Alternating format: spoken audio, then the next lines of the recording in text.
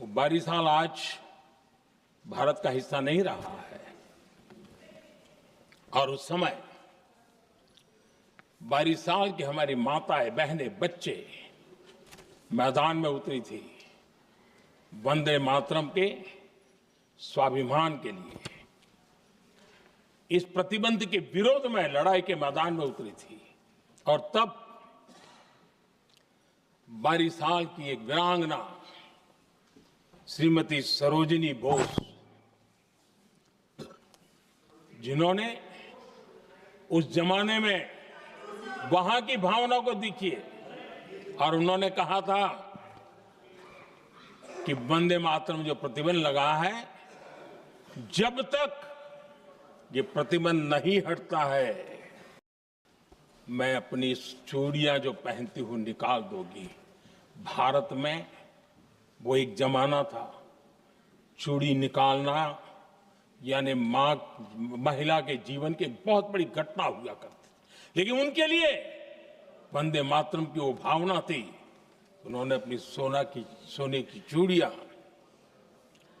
जब तक वंदे मातरम प्रतिबंध नहीं हटेगा मैं दोबारा नहीं धारण करूंगी, ऐसा बड़ा व्रत ले लिया था। हमारे देश के बालक भी पीछे नहीं रहे थे। उनको कोड़े की सजा होती थी, छोटी छोटी उम्र में उनको जेल में बंद कर दिया जाता। और उन दिनों खास करके बंगाल की गलियों में लगातार वंदे मातरम के लिए प्रभात फेरियां निकलती थी। अंग्रेजों के नाक को दम कर दिया था। और उस समय गीत गूंजता था बंगाल में, जाए जाबे जीवनो चोले, जाए जाबे जीवनो चोले, जोगो तो माजे तोमार काजे वंदे मातरम बोले। अर्थात हे मां, संसार में तुम्हारा काम करते और वंदे मातरम कहते जीवन भी चला जाए तो वो जीवन भी धन्य है।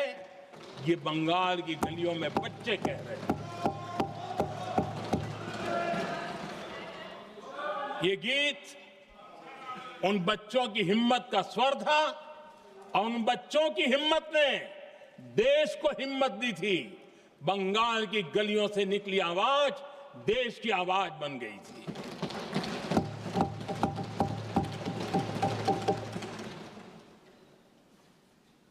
उन्नीस 1905 में फरीदपुर के गांव में बहुत छोटी छोटी उम्र के बच्चे जब वंदे मातरम के नारे लगा रहे थे, अंग्रेजों ने बेरहमी से उन पर कोड़े मारे थे।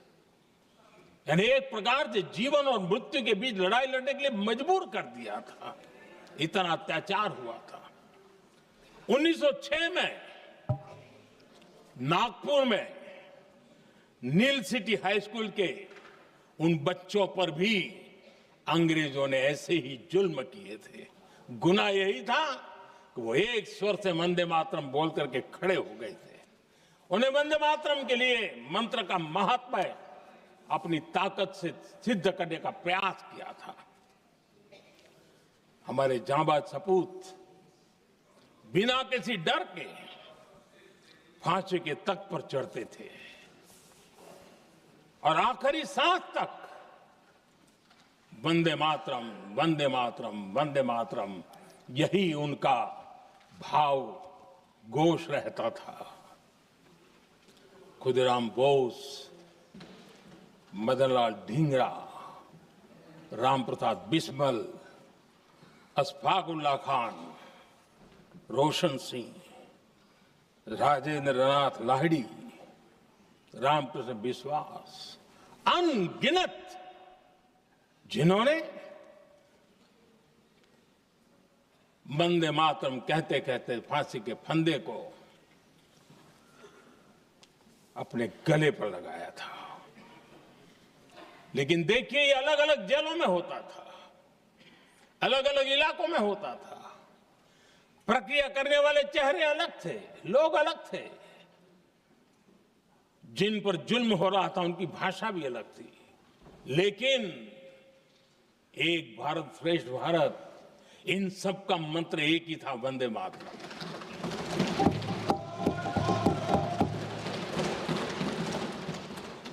चटगांव की स्वराज क्रांति, जिन युवाओं ने अंग्रेजों को चुनौती दी, वे भी इतिहास के चमकते हुए नाम है। हरगोपाल बाग, पुलिन विकास घोष, त्रिपुर सेन, इन सब ने देश के लिए अपना बलिदान दिया। मास्टर सूर्यसेन को 1934 में जब फांसी दी गई, तब उन्होंने अपने साथियों को एक पत्र लिखा और पत्र में एक ही शब्द की गूंज थी और वो शब्द था वंदे मातरम।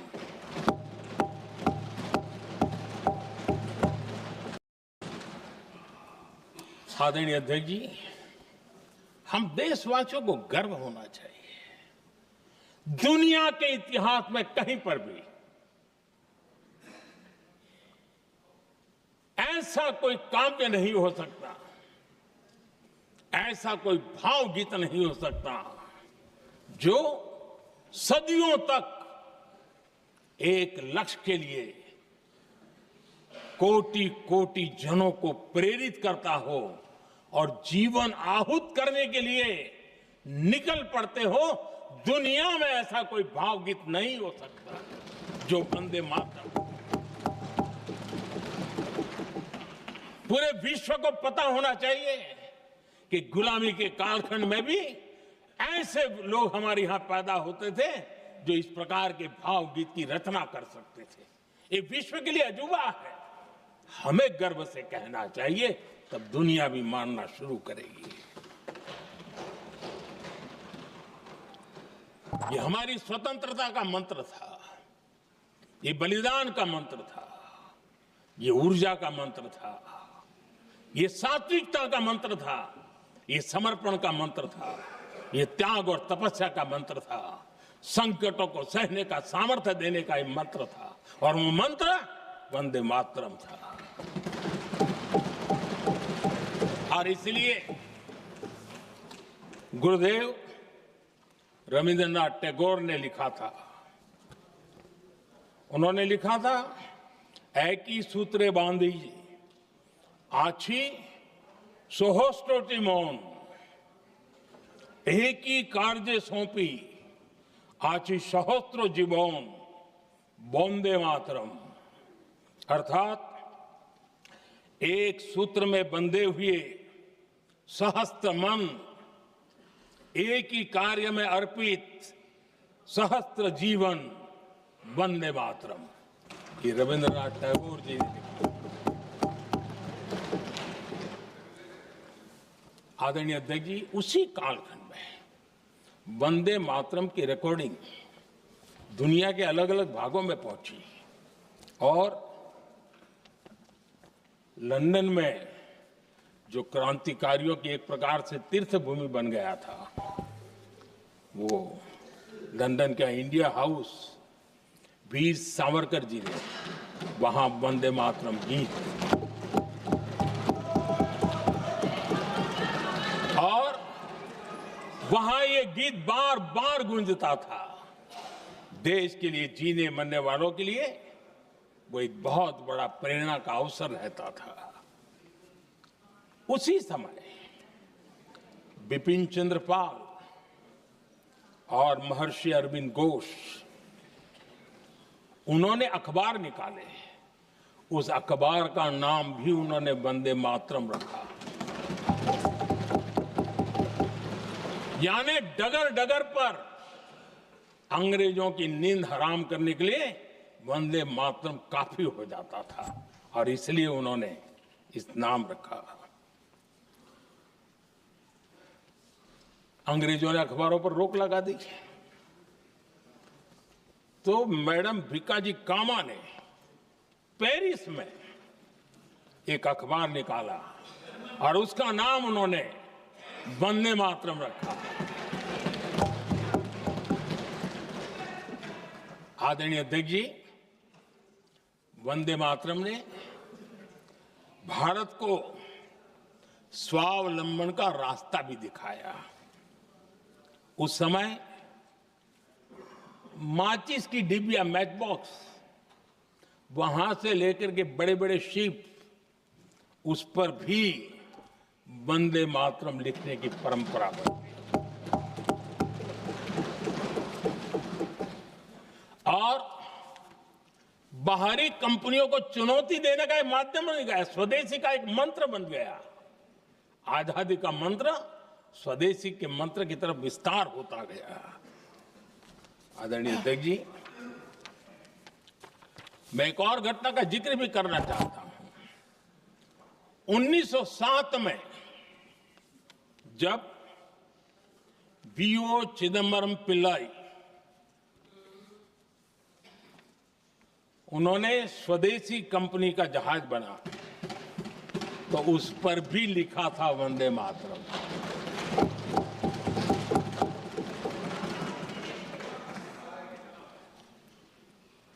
राष्ट्र कवि सुब्रमण्य भारती ने वंदे मातरम को तमिल में अनुवाद किया, स्तुति गीत लिखे।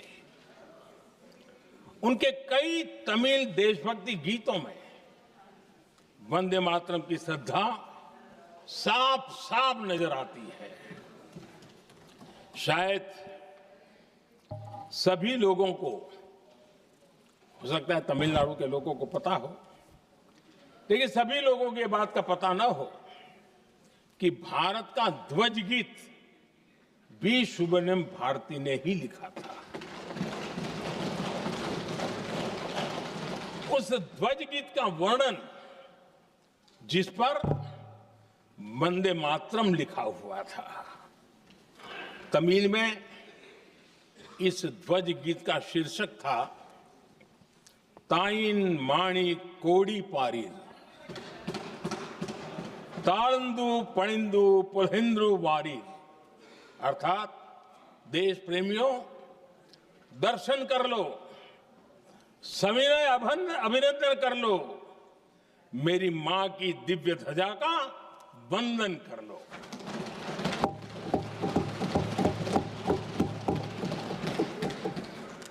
आदरणीय अध्यक्ष महोदय, मैं आज इस सदन में वंदे मातरम पर महात्मा गांधी की भावनाएं क्या थी, वो भी रखना चाहता हूं। दक्षिण अफ्रीका से प्रकाशित एक साप्ताहिक पत्रिका निकलती थी, इंडियन ओपिनियन।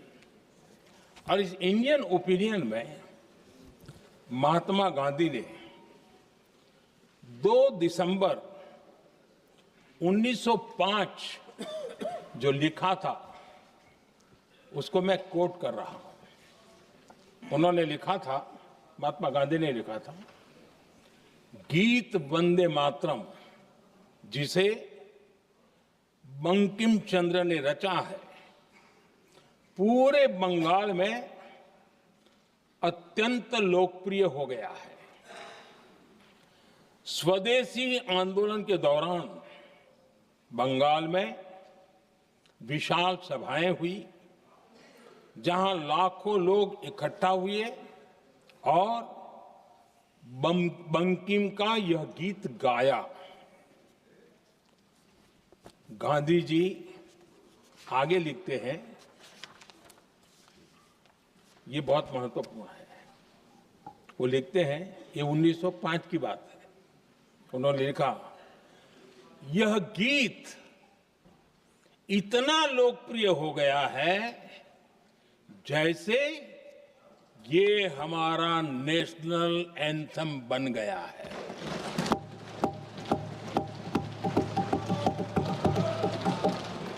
इसकी भावनाएं महान है और यह अन्य राष्ट्रों के गीतों से अधिक मधुर है। इसका एकमात्र उद्देश्य हम में देशभक्ति की भावना जगाना है। यह भारत को मां के रूप में देखता है और उसकी स्तुति करता है। अध्यक्ष जी, जो वंदे मातरम 1905 में महात्मा गांधी को नेशनल एंथम के रूप में दिखता था, देश के हर कोने में, हर व्यक्ति के जीवन में जो भी देश के लिए जीता जानता, देश के लिए जागता था, उन सब के लिए वंदे मातरम की ताकत बहुत बड़ी थी।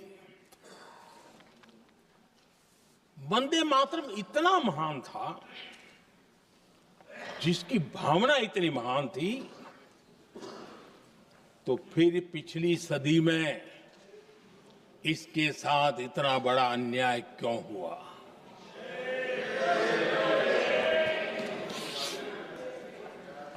वंदे मातरम के साथ विश्वासघात क्यों हुआ?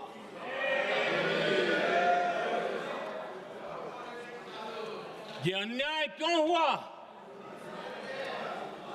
वो कौन सी ताकत थी जिसकी इच्छा खुद पूज्य बापू की भावनाओं पर भी भारी पड़ गई, जिसने वंदे मातरम जैसी पवित्र भावना को भी विवादों में घसीट दिया? मैं समझता हूं कि आज जब हम वंदे मातरम के 150 वर्ष का पर्व मना रहे हैं, चर्चा कर रहे हैं, तो हमें उन परिस्थितियों को भी हमारी नई पीढ़ियों को जरूर बताना हमारा दायित्व है, जिससे के वजह से वंदे मातरम के साथ विश्वासघात किया गया। वंदे मातरम के प्रति मुस्लिम लीग की विरोध की राजनीति तेज होती जा रही थी। मोहम्मद अली जिन्ना ने लखनऊ से 15 अक्टूबर 1937 को वंदे मातरम के विरुद्ध का नारा बुलंद किया। फिर कांग्रेस के तत्कालीन अध्यक्ष जवाहरलाल नेहरू को अपना सिंहासन डोलता दिखा। बजाय कि नेहरू जी मुस्लिम लीग के आधारहीन बयानों को तगड़ा जवाब देते, करारा जवाब देते, मुस्लिम लीग के बयानों की निंदा करते,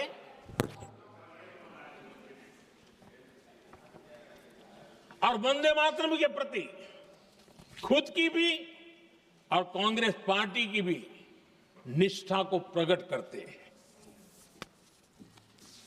लेकिन उल्टा हुआ।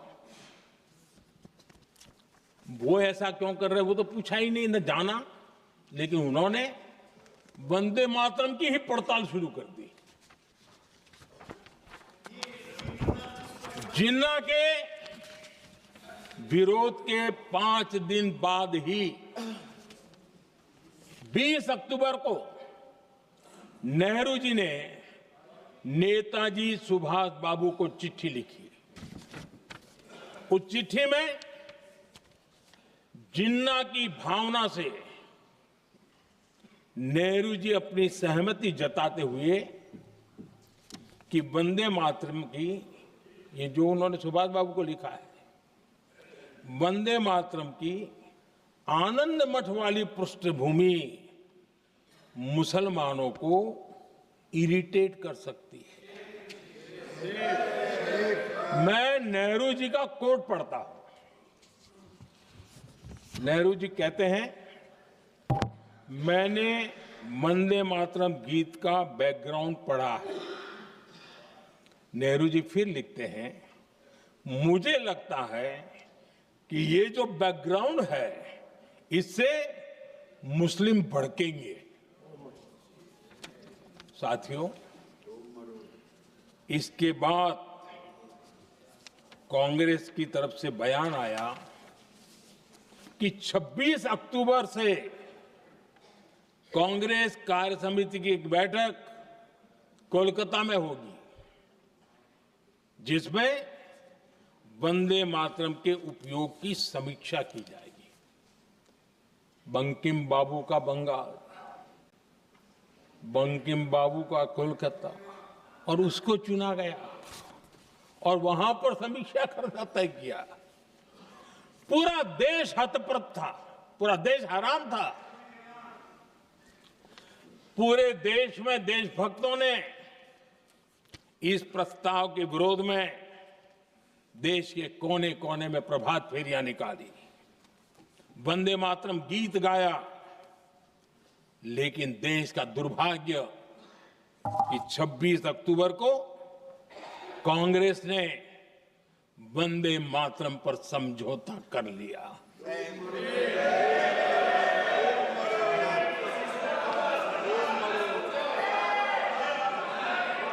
वंदे मातरम के टुकड़े करने के फैसले में,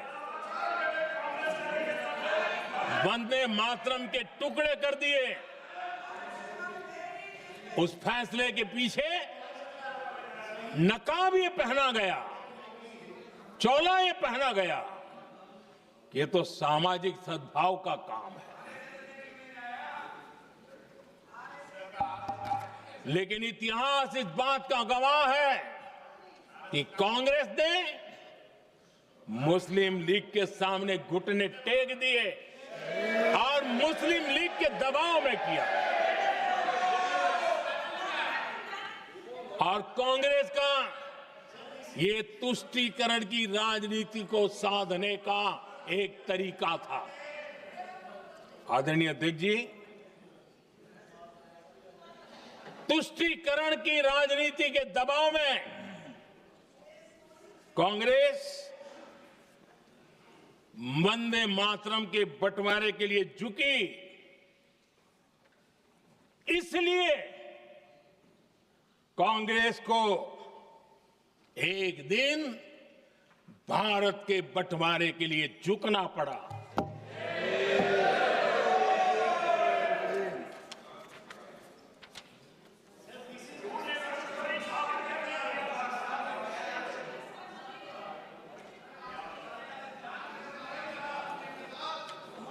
मुझे लगता है कांग्रेस ने आउटसोर्स कर दिया है।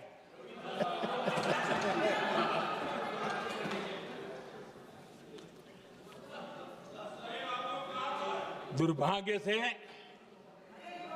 कांग्रेस की नीतियां वैसी की वैसी थी है, और इतना ही नहीं, आईएनसी चलते चलते एमएमसी हो गया है।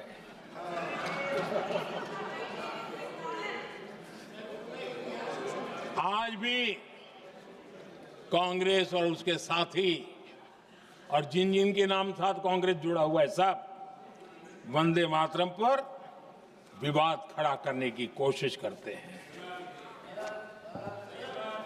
आदरणीय अध्यक्ष महोदय, किसी भी राष्ट्र का चरित्र, उसकी जीवटता, उसके अच्छे कालखंड से ज्यादा जब चुनौतियों का कालखंड होता है, जब संकटों का कालखंड होता है, तब प्रकट होती है, उजागर होती है और सच्चे अर्थ में कसौटी से कसी जाती है। जब कसौटी का काल आता है, तब ही ये सिद्ध होता है कि हम कितने दृढ़ हैं, कितने सशक्त हैं, कितने सामर्थ्यवान हैं।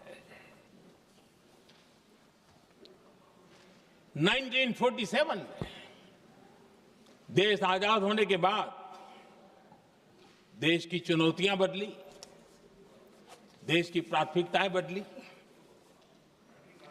लेकिन देश का चरित्र, देश की जीवटता वही रही, वही प्रेरणा मिलती रही। भारत पर जब जब संकट आए, देश हर बार वंदे मातरम की भावना के साथ आगे बढ़ा।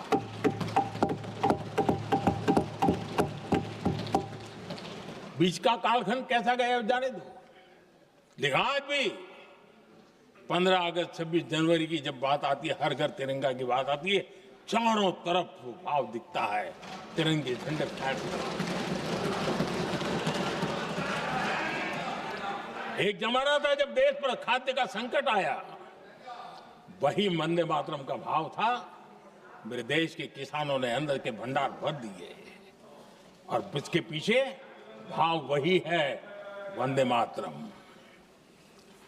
जब देश की आजादी को कुचलने की कोशिश हुई, संविधान के पीठ पे छुरा भोंक दिया गया, आपातकाल थोप दिया गया, यही वंदे मातरम की ताकत थी कि देश खड़ा हुआ और परास्त करके रहा।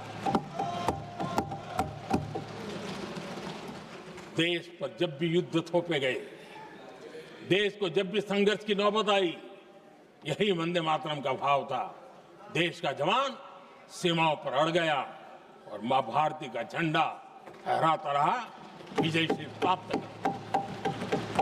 कोरोना जैसा वैश्विक महासंकट आया, यही देश उसी भाव से खड़ा हुआ, उसको भी परास्त करके आगे बढ़ गया। आदरणीय अध्यक्ष जी, यह राष्ट्र की शक्ति है, यह राष्ट्र को भावनाओं से जोड़ने वाला सामर्थ्यवान एक ऊर्जा प्रवाह है, ये चेतना प्रवाह है, ये संस्कृति की अविरल धारा का प्रतिबिंब है, उसका प्रकटीकरण है। ये वंदे मातरम हमारे लिए सिर्फ स्मरण करने का काल नहीं, एक नई ऊर्जा, नई प्रेरणा का लेने का काल बन जाए, और हम उसके लिए प्रति समर्पित होते चले। और मैंने पहले कहा, हम लोगों पर तो कर्ज है वंदे मातरम का। वही वंदे मातरम है जिसने वो रास्ता बनाया, जिस रास्ते से हम यहां पहुंचे हैं, और इसलिए हमारा कर्ज बनता है।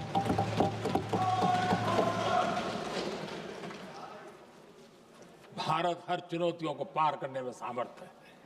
वंदे मातरम के भाव की वो ताकत है। वंदे मातरम ये सिर्फ गीत या भावगीत नहीं, ये हमारे लिए प्रेरणा है। राष्ट्र के प्रति कर्तव्यों के लिए हमें झकझोरने वाला काम है, और इसलिए हमें निरंतर इसको करते रहना होगा।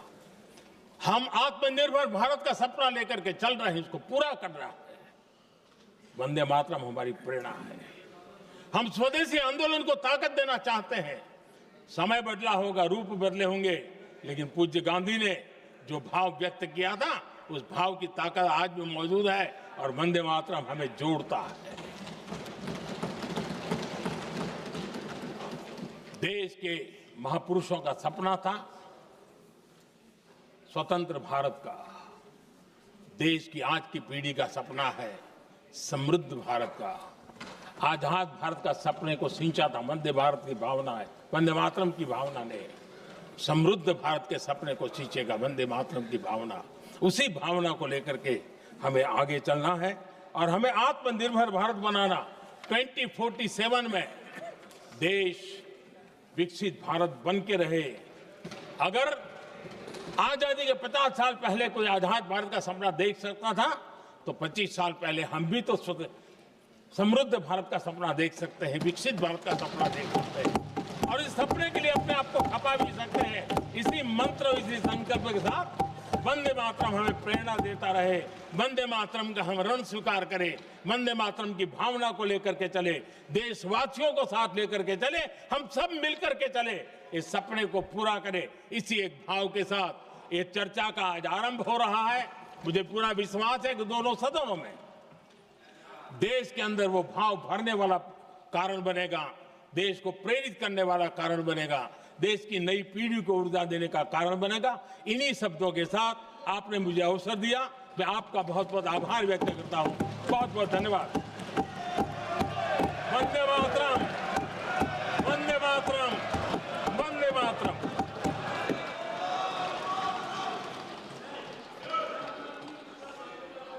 श्री गौरव गोगोई।